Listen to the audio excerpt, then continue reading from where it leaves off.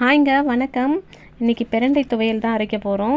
இது நம்ம மாடியில் விளைஞ்ச பிரண்டை. இது யாரெல்லாம் மாடி தோட்டத்திலே பிரண்டை வச்சுருக்கீங்க, அப்படி வச்சுருந்தோம் யூஸ் பண்ணாமல் யாரெல்லாம் வச்சுருக்கீங்க என்ன மாதிரின்னு சொல்லுங்கள். மூட்டு வலி வந்த பிறகு தான் அந்த பிரண்டையை தேடி ஓடுறதா இருக்குது. மூட்டு வலி மட்டும் இல்லாமல் பசியின்மை கோளாறையும் சரி செய்யும் இந்த பிரண்டை. இந்த மூட்டு வலி மட்டும் வந்துருச்சுன்னா அதை விட ஒரு கொடுமையாக இருக்க முடியாதுன்னு தான் நான் சொல்லுவேன். இந்த மூட்டு வலிக்கெல்லாம் ரொம்ப ரொம்ப அந்த பிரண்டை நல்லது. நம்ம வாரத்துக்கு ஒரு 2 முறை சாப்பிட்றதுனால மூட்டு வலியெல்லாம் வராமல் கண்ட்ரோல் பண்ணோம். யாரெல்லாம் மாடியில் நல்லா வளர்த்து வச்சுக்கிட்டு என்ன மாதிரி சாப்பிடாமல் மூட்டு வலி வந்த பிறகு இந்த பிரண்டையை தேடுறீங்கன்னு கமெண்ட் பண்ணுங்கள். நல்லா வளர்ந்து கிடக்கும், ஆனால் அதை எடுத்து சமைக்கிறதுக்கு இந்த க்ளீன் பண்ணுறதுக்கு பால் மாறிக்கிட்டே எடுத்து செய்ய மாட்டோம். இந்த மாதிரி க்ளவுஸை மாட்டிக்கின்னு டக்குன்னு க்ளீன் பண்ணிடலாம். அது ஒரு பெரிய வேலையே கிடையாது. அப்படி இருந்தும் நான் செய்யாமல் இப்போ மூட்டு வலி வந்த பிறகு தான் இதை தேடுறேன். இந்த மாதிரி க்ளீன் பண்ணிக்கலாம். நல்லா கொஞ்சம் எலசாக எடுத்துக்கலாம்.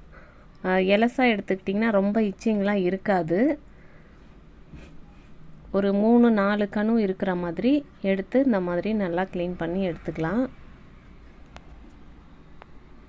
சின்ன சின்னதாக கொஞ்சம் கட் பண்ணி போட்டுக்கோங்க, சீக்கிரமாக வதங்கிடும்.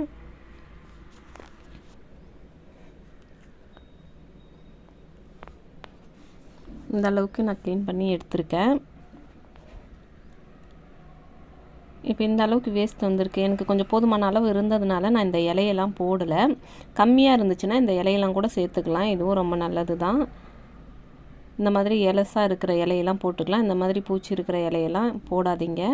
இப்போ நான் இந்த வேஸ்ட்டையும் நான் யூஸ் பண்ணிக்க போகிறேன். அதனால் நான் இந்த இலையெல்லாம் போடலை. இலையெல்லாம் நல்லாவே இருக்குது.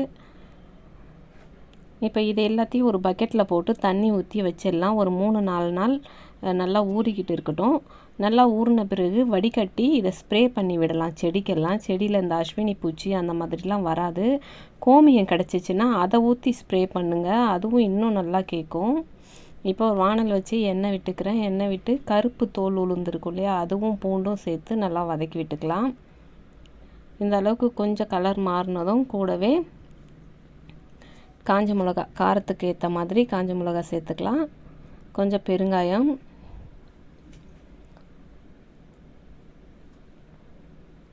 இப்போது நல்லா க்ளீன் பண்ணி வச்சுருக்கிற பிரண்டையும் அது கூடவே சேர்த்து வதக்கிக்கிறேன். தேவையான அளவு புளி, கொட்டை நாரெல்லாம் எடுத்துகிட்டு போட்டுக்கலாம். தேவையான அளவு உப்பு,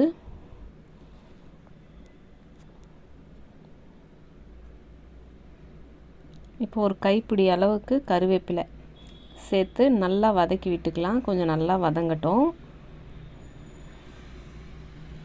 இப்போ நல்லா ஆற வச்சு மிக்ஸி ஜாரில் சேர்த்து அரைச்சிக்கலாம். கொஞ்சம் குறக்குறப்பாகவே அரைச்சி எடுத்துக்கலாம். இப்போ ஒரு தாளிப்பு கொடுத்துக்கலாம். எண்ணெய், கடுகு, உளுத்தம்பருப்பு போட்டு தாளிச்சிட்டு கொஞ்சம் கருவேப்பிலை சேர்த்து பொரிஞ்சதும் இந்த துவையில் சேர்த்து கலந்து விட்டுற வேண்டியதுதான். நல்லா கலந்து விட்டுட்டு ஆஃப் பண்ணிடலாம். வதங்கணும்லாம் அவசியம் இல்லை. இந்த பிரண்டை துவையல் பார்த்திங்கன்னா மூட்டு வலிக்கு மருந்துன்னே சொல்லலாம். பிரண்டை இருக்கிறவங்க வாரத்துக்கு 2 முறை செஞ்சு சாப்பிடுங்க. மூட்டு வலி வராமல் தடுத்துடலாம். மூட்டு வலி வந்த பிறகு கஷ்டப்படாமல் இந்த மாதிரி செய்து சாப்பிடுங்க. தேங்க்யூ.